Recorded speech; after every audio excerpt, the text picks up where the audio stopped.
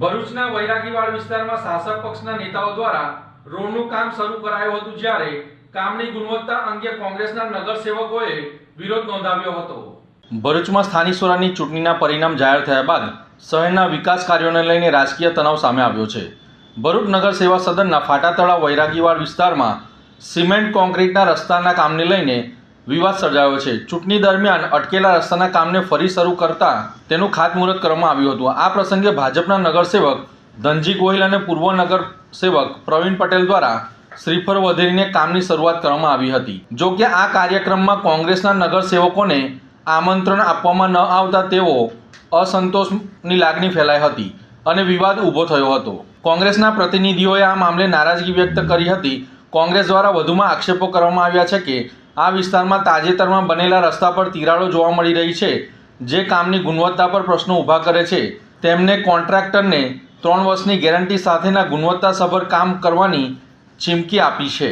Ward number 8 ની અંદર વૈરાગીવાડ વિસ્તાર, તેની અંદર આગળ જે રોડ બનેલો અને બાકીનો જે અધૂરો રોડ હતો અને માર્ચ મહિનામાં હોળીને કારણે અમુક જે મજૂરો જે અહીંથી પોતાના વતન પહેરાન થયા હતા, તે પછી જે રોડનું કામ થયું છે તેમાં અહીંના જે કોન્ટ્રાક્ટર છે એમને અમને ખાતરી આપેલી છે કે કામ સારામાં સારું થશે।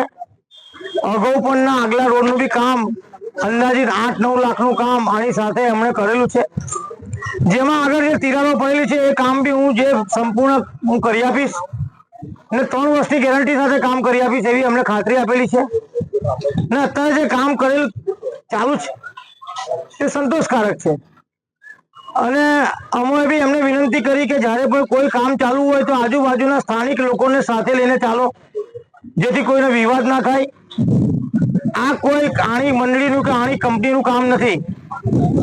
આ નગરપાલિકાના વિસ્તારમાં આવતા રહીશો જે ટેક્સ ભરે છે તેનું કામ છે અને એમના પૈસાનું વળતર, એમના ટેક્સનું વળતર, નળ ગટર ને રોડ, લાઇટ વેરો, સફાઈ વેરો, હાઉસ ટેક્સ, એમનું વળતર એમને મળે એવી જ અમારી રજૂઆત છે ને સ્થાનિકો સહકાર આપી રહ્યા છે। અન્ય વિસ્તારમાં બી સ્થાનિકો સહકાર આપશે, સારું કામ કરશે। દરેક કોન્ટ્રાક્ટરો 100% સહકાર આપશે।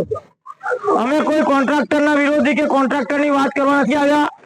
આપણું ગુણવત્તાવાળું કામ થાય, ભરૂચ શહેરમાં ગુણવત્તાવાળું કામ થાય તેની જ રજૂઆત કરવા માટે અહીંયા આગળ ફક્ત નિરીક્ષણ કરવા આવેલા છે કે નહીં કોઈ પક્ષાપક્ષીની રજૂઆત કરવા કે બીજી કોઈ રજૂઆત કરવા નથી આવ્યા।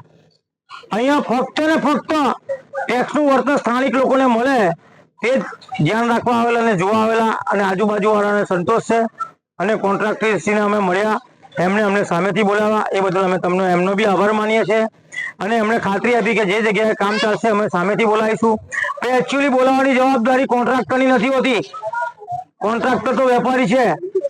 એકચ્યુઅલી બોલાવવાની જવાબદારી જે તે અધિકારીની છે કે અમે જે તે વિસ્તારના ટ્રસ્ટી બનવા જઈ રહ્યા છીએ, હજુ ટ્રસ્ટી બન્યા નથી, ગેજેટમાં નામ આવ્યા નથી, જે તે જવાબદારી એમની છે। પણ અમે સ્થાનિક રહીશ છે, સ્થાનિક રહીશ તરીકે અત્યારે તમે જોડે વાત કરું છું, નહીં કે કોર્પોરેટર કે કાઉન્સિલર તરીકે વાત નથી કરતા, સ્થાનિક રહીશ તરીકે વાત કરીએ છીએ।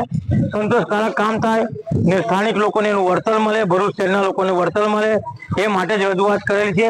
વંદે માતરમ, જય ગરવી ગુજરાત।